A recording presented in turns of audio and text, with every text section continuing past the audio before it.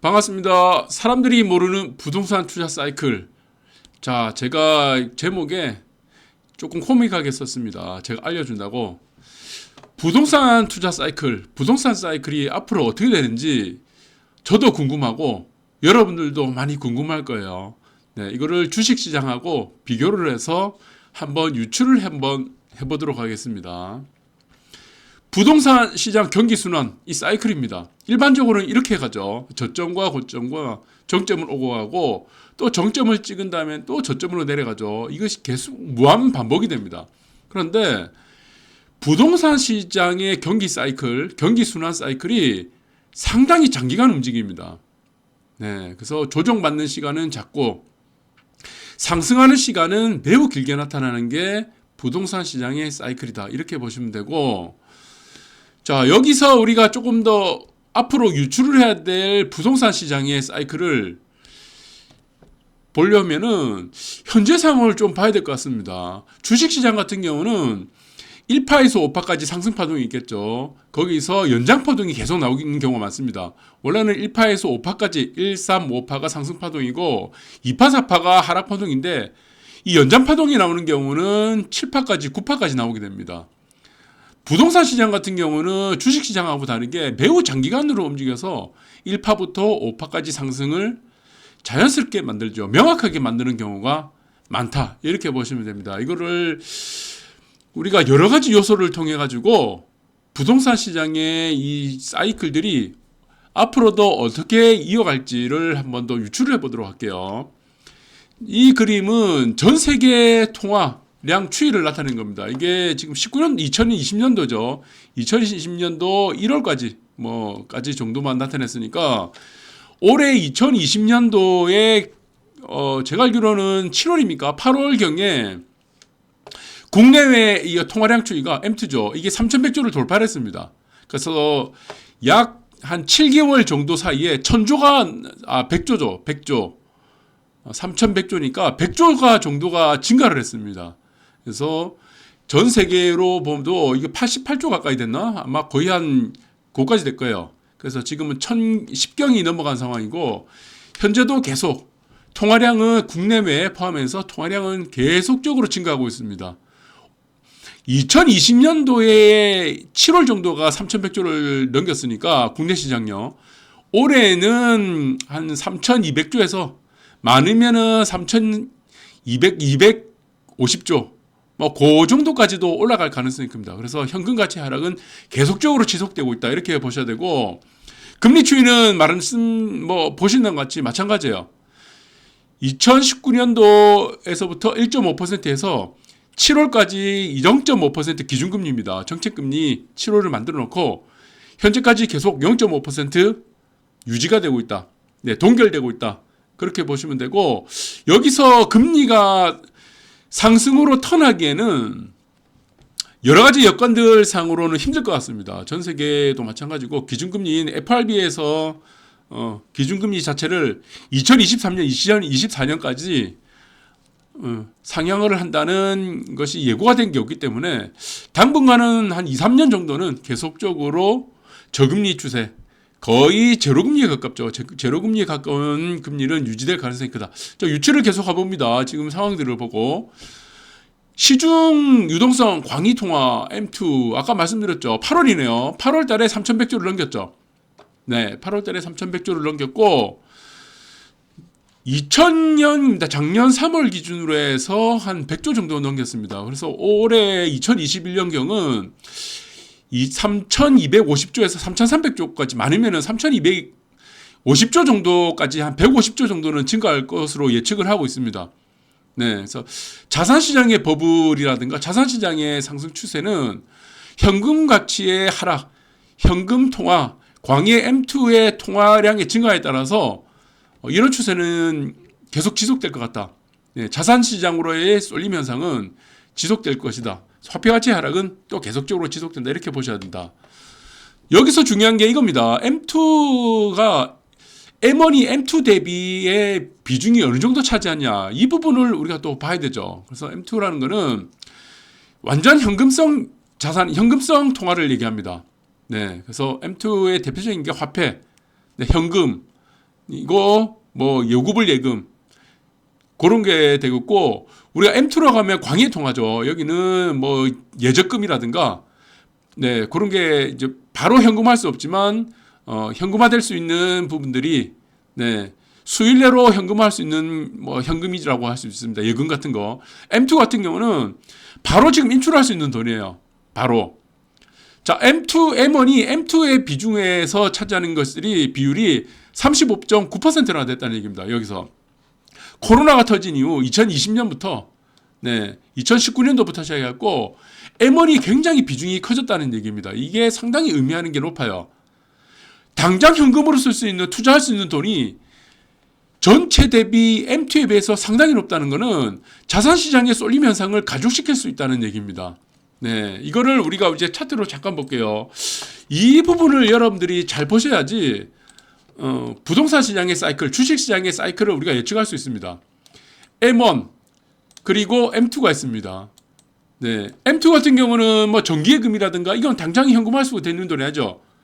이거는 광의의 통화라고 하죠. 광의. 큰 범위의 통화라고 합니다. 그리고 M1 같은 경우는 어떻습니까? 협의의 통화. 말 그대로 현금이에요. 현금을 쥐고 있는 거, 은행 예금 같은 거, 현찰. 네, 이거를 얘기하는데 협의의 통화라고 하고. 자, 그런데 M1이 비중이 현재 커졌다는 것은 무엇을 의미하느냐? 자산 시장의 쏠림 현상이 적극적으로 나타날 수 있다는 겁니다. 자산 시장의 쏠림 현상이 한쪽으로. 자, 돈이 많이 풀리고 있어요. 그 돈들이 풀리고 있는 돈이 직접적으로 내가 언제 어디서든 바로 쏠 수 있는 돈을 의미하게 되는 거죠. 그래서 이런 부분들이 자산시장에서 극단적으로 나타나게 되고 있다라는 부분들을 의미하고 있는데, 현재로서 보시면 종합주가지수의 주봉입니다. 종합주가지수의 주봉이 이 국면부터예요. 지금 주봉을 보시는데 11월 달부터 극적으로 올라가기 시작했습니다. 이거 보이시죠? 11월 달부터 극적으로 올라가기 시작하면서 M1이라는 우리가 협의의 통화라는 부분들이 돈이 극적으로 어디에 쏠렸습니까? 극적으로 주식시장이 쏠리기 시작했죠. 자, 돈이 극적으로 쏠리다 보니까, 주식시장으로 쏠리다 보니까 부동산 시장은 그에 비해서 소외되고 있습니다. 부동산 시장이 소외되는 여러 가지 이유 중에 하나는 뭐 규제라든가 정책적인 부분들이 가장 크겠죠. 지금 현재 부동산 시장, 아파트 시장, 주택 시장은 거의 실거주 시장으로 움직이죠. 실거주. 여러 가지 제약들이 따르다 보니까, 부동산 시장으로 제약이 따르다 보니까 한쪽으로 지금 편중되고 있습니다. 네, M1이라는 돈들이 한쪽으로 다 편중되고 있어요.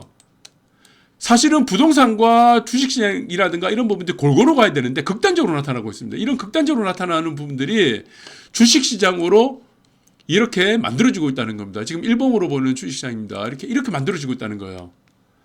그럼 여기서 우리가 생각을 해봐야 됩니다. 그러면은 영원히 주식시장만 오를 것이고, 영원히 부동산 시장은 주식이라고 치고 부동산이라고 치면은 한쪽으로 계속 편중될 것인가? 이 부분들을 우리가 봐야 돼요. 봐야 되죠. 그러나 주식시장은 어떻습니까? 네, 주식시장은 기업에 대한 가치를 판단하는 기준들이 주식이라는 가치로 나타나게 됩니다. 네, 그래서 주식이라는 것은 기업의 이윤이 받쳐주지 않으면은 아무리 많은 돈이 풀린다 하더라도 더 이상 오르지 못하는 거예요. 거기서 나타나는 게 PER이라는 게 있죠. PER이 고평가가 됩니다. 그래서 고PER 주식이 되는 겁니다. 그러면 여기서는 아무리 많은 돈이 풀린다고 하더라도 주식시장에서는 위탈하는 자금들이 생겨난다. 이렇게 보시면 됩니다. 이 과정들이 예전에 많이 나타났습니다. 제가 조금 보시게 되면은 주봉을 다시 한번 볼게요. 네, 주봉을 한번 보시게 되면은 이 과정들이 어떻게 나왔냐? 네, 주식시장으로서의 이 국면입니다. 주식시장으로서의 국면들이 여기는 아니네요. 자, 주식시장이 저점을 찍고 반등하는 국면이 여기서 나왔죠. 네, 저점을 찍고 반등하는 국면이 나왔었는데, 자, 2009년 이후로도 마찬가지예요. 전 세계적으로 통화가 굉장히 많이 풀렸습니다. 통화가 많이 풀렸었는데, 자, 어느 정도 통화가 많이 풀린 다음에 여기서는 뭐 FRB도 마찬가지고 양적 완화를 지속적으로 나타났죠. 양적 완화를 지속적으로 나타나고 현금이 굉장히 많이 풀렸고 기업에 대한 투자은행에 대한 부실들이 뭐 모기지랄 사태로 인해서 전 세계적으로 많이 풀린 이후에 문제가 나타났던 부분들이 이거예요. 네, 문제가 나타났던 부분들이 더 이상 주가가 올라가지 못하는 국면이 나타나기 시작하면서 그 다음에 어떤 현상이 나타나냐면은 지방 같은 경우는 2010년도, 2011년도부터 지속적으로 올라갔고, 뭐 지방시장이라고 칩시다. 지방시장이라는 부분들이 2016년도까지 지속적으로 올라갔고, 서울 수도권 같은 경우는 11년도, 12년도에 어느 정도 조정을 받은 이후에, 네, 여기서부터 서울 아파트 같은 경우는 지속적으로 올라갔죠. 네, 이 부분들을 우리가 잘 보도록 할게요. 여기서는 지방이라 그러면은 여기서 서울이죠. 네, 그래서 서울의 고가 아파트 시장이라는 강남 3구 같은 경우는 약 1년 정도의 조정을 거친 상황입니다. 네, 그래서 우리가 이 파동을 볼 때 우리 중요하게 생각할 때 이겁니다. 지금과 같은 M1이 있죠. M1이 M2보다 비율이 높게 나오는 시장, 이 시장에서는 쏠림 현상이 굉장히 극단적으로 나타날 수가 있다는 겁니다. 쏠림 현상이. 자, 이 말은 무엇이냐 그러면은 우리가 주식시장에 대해서 어느 정도 2008년도, 2009년도와 마찬가지로, 네, 2008년도가 2009년도와 마찬가지로 주식시장으로서의 더 이상 수익이 나올 가능성이 없다라는 판단들이 많은 투자자에서 쏠리게 된다 그러면은 이 자금들은 당연히 부동산 시장으로 가게 된다. 이미 풀린 돈은 회수가 안 되죠. 이미 풀린 돈은 회수가 안 됩니다. 특이한 시장 같은 경우는 이 시장입니다. 지금 2003년도, 2002년부터 올라갔던 시장은 주식시장과 부동산 시장의 상승이 겹쳐버려요. 겹치는 시장입니다. 그런데 2008년, 2009년도부터 조정을 받고 올라갔던 시장은 주식시장이 먼저 올라갔고 주식시장에서 먼저 올라갔던 자금들이 돈이 굉장히 많이 풀린 시장이었죠. 2001년, 2002년, 2003년도는 돈이 그리 많이 풀린 시장이 아니에요. 그런데 돈이 많이 풀린 시장에서는 주식시장이 어느 정도의 한계점에 임계점에 도달하게 되면은 그 자금들이 부동산 시장으로 왔다는 겁니다. 자, 이 국면은 앞전에 있었던 2010년도, 2011년도 혹은 서울 아파트 2013년도 시장하고 앞으로 전개되는 부동산 시장은 매우 극단적으로 나타날 가능성이 크다는 겁니다. 이 파동들이. 네, 이 파동들이 굉장히 크게 나타납니다. 부산시장도 마찬가지죠. 부산시장도 2019년도부터 네, 극적으로 나타나기 시작했다. 이 부분들이죠. 그래서 저는 이렇게 봅니다. 이 시장들이 가지는 의미 중에 하나는 자, M2라는 협의의 통화가 M1이라는 광의의 통화를 비율을 극단적으로 넘었을 때 나타나는 현상들은 한쪽으로 쏠림 현상이 극단적으로 나타난다. 또 그렇게 되면은 부동산 시장과 주식 시장은 엇갈리는 상승률이 주고받는 현상들이 나타날 가능성이 굉장히 크다는 겁니다. 네, 여기서 주식시장이 한계에 도착한다. 이런 부분들이 나오게 되면은 부동산 시장으로 가고 그러니까 서로 주고받는 거예요. 주식시장과 부동산 시장은 매우 극단적으로 M1이라는 M2B에 극단적으로 나타나는 시장이기 때문에 주식시장으로 쏠림 현상이 나타날 때는 매우 극단적으로 주식시장으로 가고 자, 부동산 시장에서의 쏠림 현상이 나타난다. 주식시장으로서의 어떤 가치라든가 고평가 논쟁이라든가 이런 부분이 나타나기 시작한다면은 부동산 시장으로서 자금들이 매우 극단적으로 나타날 가능성이 크다는 겁니다. 이 부분들을 여러분들이 잘 보셔야 된다는 거죠. 그래서 이 시장은 두 군데 시장이 같이 올라가야 되는 부분들이 정상적이지만 네, 한쪽은 막고 있고 한쪽은 풀려 있고 또 한쪽은 풀리고 한쪽으로 막고 있는 이 시장들이 반복이 될 때는 엇갈리는 시장으로 전개될 가능성이 크다는 겁니다. 그래서 주식시장이 올라간다고 해서 부동산 시장이 내려가거나 부동산 시장이 올라갈 때는 주식시장이 같이 올라가거나 하는 부분들은 또 되진 않아요. 네, 이 부분들을 봐야 됩니다. 그래서 주식시장이라는 부분들은 가치에 연관되어 있다. 절대적으로. 네, 그런 부분들 여러분들이 좀 참고로 하셔야 되고 저는 그렇게 생각합니다. 한국 시장의 특징이라는 부분들을 보셔야 되는데 한국 시장은 미국과 중국 같은 경우는 대국인데 한국은 소국이에요. 그래서 이 소국이라는 부분들은 시장 자체가 굉장히 협소하다는 겁니다. 그래서 그 협소한 시장 자체가 내수가 제한되어 있습니다. 그래서 미국과 중국처럼의 장기 파동이 나오질 않아요. 장기 파동이 나오지 않습니다. 우리가 한번 여기서 보시면은 2010년도에 여기서 있죠. 2010년도가 지금 여기죠. 10년도, 2010년도, 2011년도, 10년도가 꼭지가 1200포인트입니다. 1200포인트인데 지금의 꼭지가 어디입니까? 3100이죠. 3150이죠. 그러면 여기서까지 올라가는 상승률이 채 50%가 안 돼요. 상승률 자체가 50%가 안 되는데 여기서에서의 화폐 가치 하락이라든가 여러 가지 상황들을 놓고 보면은 은행 이자 수준이 안 됩니다.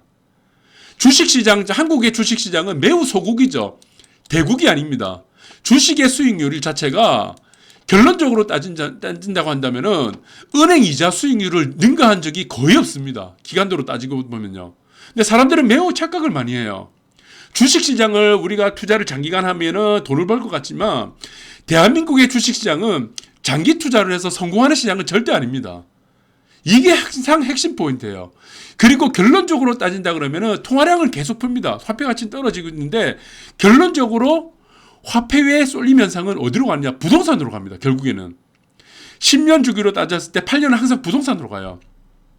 2년 정도 반짝하는 시장입니다. 부동산 주식시장은. 자, 매우 길게 보면은 장기간으로 우상향하는 것처럼 보이지만 화폐 가치의 하락으로 따졌을 때는 항상 은행 이자보다는 수익률이 높았던 적이 한 번도 없다. 네, 저는 이렇게 봅니다. 그래서 장기간의 투자, 장기 투자는 항상 실패했던 시장이다. 그 결정적인 이유가 뭐냐? 미국과 중국과의 다른 대국 시장이 아니고 한국은 소국 시장이다. 내수가 매우 제한된 시장이고 또 하나가 한국 시장의 특징은 대변수와 대외 의존도가 굉장히 높은 시장입니다.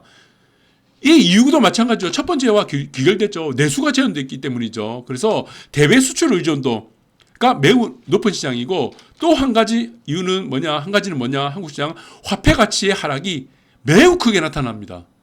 매우 크게. 그래서 이런 화폐 가치의 하락이 매우 크기 때문에 주식시장으로서의 장기 투자를 했을 때 은행 이자보다 높게 나온 적이 없다.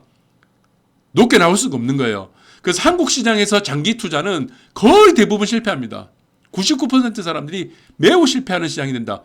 한두 종목이 있습니다. 올라가는 시장이 한두 종목, 장기간으로 놓고 봤을 때 카카오라든가 삼성전자, 그 종목에 편승하지 못하는 나머지 종목에 들어갔던 사람들은 대부분 은행 이자 수익률보다 낮았다라는 부분들이 예상 두셔야 되고, 또 하나 볼게요.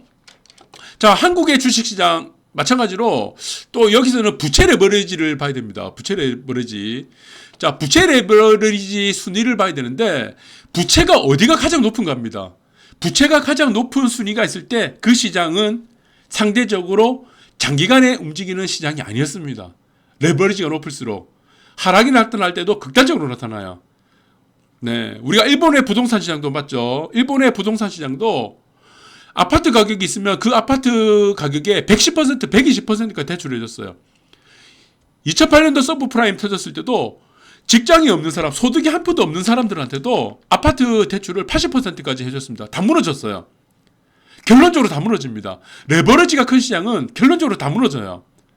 아니면은 극단적인 하락을 겪을 가능성이 큽니다. 지금 현재 부채 레버리지가 가장 큰 시장이 어디입니까? 주식시장이에요. 저는 주식시장을 나쁘다고 보는 사람이 아닙니다. 네, 결코 나쁘다게 보는 게 아니고 한국 시장의 특징을 보는 겁니다. 그 한국 시장의 특징을 보고 부동산 시장의 사이클을 내다보자는 겁니다. 주식시장은 대출을 받는 돈이 있습니다. 3천만 원 신용대출 받았어요. 그 3천만 원 신용대출 받은 사람들이 부동산 시장으로 아파트 살려니까 대출을 안 해주는 겁니다. 대출 한 번도 안 해줘요. 네, 안 해주죠. 집을 살 수가 없는 겁니다. 그래서 대출을 받은 돈으로 전액 주식시장으로 들어갑니다. 그 전액 주식시장으로 들어가서 뭐 미수 쓰고 신용 쓰고 다 쓰죠. 레버리지가 몇 배입니까? 내가 들어간 돈은 단 한 푼도 없습니다. 내 돈은 한 푼도 없어. 레버리지라고 하는 이 자체를 논할 수 없는 시장이 된 겁니다. 지금 현재 주식시장. 그래서 제가 이 주식시장을 조심해라는 얘기죠. 그 다음에 레버리지가 높은 시장이 중저가 아파트예요. 9억 이하 아파트. 네. 이거는 투기과열주고 라든가 조정지고 20에서 30%. 네. 5억 이하는 마찬가지로 조정 대상은 6억까지, 60%까지 되죠. 20에서 30% 시장이다. 네. 50% 이하 시장이다.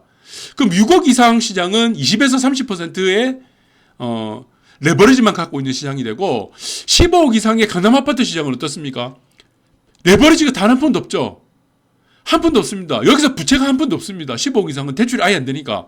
파리 대책이죠. 2018년도에서 파리 대책이 나고 투기 과열지구가 진행되고 그 위에는 15억 이상 고가 아파트 시장은 대출이 다 한 푼도 없습니다. 여러분들이 보시기에 어느 시장이 가장 하락에 취약합니까? 네. 어느 시장이 하락이라는가 어떤 악재가 나왔을 때 아니면 정책적인 효과가 나왔을 때 가장 견고한 시장입니까? 저는 가장 견고한 시장은 15억 이상 강남 아파트 시장입니다. 자, 가장 취약한 시장은 어디냐? 주식 시장이고 그다음 중저가 아파트 시장이에요. 자, M2라는 협의의 통화가 M2에 비해서 극단적으로 매우 비율이 나타났을 때 어떻게 되느냐? 이 시장들에 참여하는 모든 참가자도 마찬가지로 시장은 한마디로 극단적인 양극화로 갑니다. 극단적인 양극화. 주식도 마찬가지고 주식시장도 극단적으로 갈 가능성이 있고 아파트도 마찬가지입니다. 극단적인 시장으로 가요. 좋은 아파트는 아파트 S급지 아니면 A, B, C급 아파트 이런 아파트들끼리 경쟁합니다. 하이엔드 아파트냐 하이엔드 아닌 아파트냐 서로 이런 시장들이 극단적으로 나타난다. 그래서 급지에 따른 양극화, 초양극화가 극대로 나타날 수 있다. 이런 부분들을 잘 보셔야 되고 저는 이렇게 생각합니다. 지금 유출을 해본다 그러면은 저는 부동산 사이클을 유출은 저는 이렇게 봅니다. 자, M2 말했죠. 통화 M1 시중 유동성 줄일 수는 없어요. 여기서 빨아들일 수는 없습니다. 왜? 여기서 발생한 시중 유동성은 어떻게 지원됐습니까? 어떻게 나갔습니까? 네, 채권을 통한 통화 정책도 아니었습니다. 2008년도라든가 2000년도에 금융기관을 대출을 해주고 금융기관에 지원해주고 그 금융기관에서 지분을 받아갖고 나중에 두세 배 올라가지고 팔아가지고 네, 통화를 해서 했던 부분들이 아니에요. 현재는 모든 국가들이 마찬가지입니다. 재난지원금 형태로 매몰 비용이에요. 그 지원한 통화가 증가했던 통화들은 회수가 안 되는 돈입니다. 이게 과거에 2000년대 우리가 IMF라든가 2008년도 금융위기 때하고는 완전히 다른 형국이 된 겁니다. 그래서 이 M1이라는 부분들이 너무 넘쳐나고 있는 부분인데 여기서 매우 극단적으로 나타나는 부분들이 자, 주식시장은 화랑을 띠고 있고 부동산 시장은 잠잠합니다. 매우 잠잠하게 움직입니다. 거래량도 죽고 잠잠하게 움직이죠. 여기서 우리가 부동산 시장의 사이클을 예측을 한다면은 주식시장으로서의 더 이상의 추가적인 수익을 기대할 수 없다는 시장이 펼쳐졌을 때, 이 가장 중요합니다.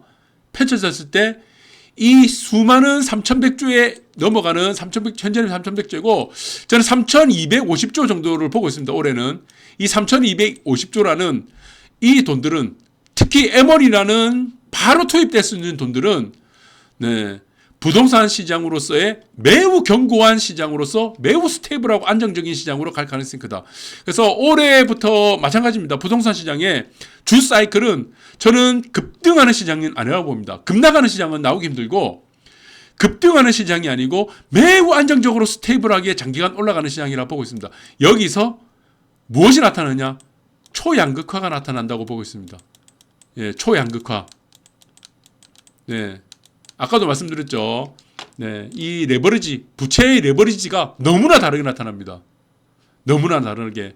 그래서 과거에 2008년이라든가 우리가 뭐 이후에 아파트, 고가 아파트, 중저가 아파트 전부 다 똑같이 하락하고 똑같이 올라가는 국면들은 이제는 이 시장에서는 그런 파동, 사이클들이 나오기 힘들고 전체적으로 시장 평균은 점진적으로 아주 작은 펑으로 지속적으로 올라가지만 그 안에서는 입지의 차별화는 지속적으로 벌어질 가능성이 크다.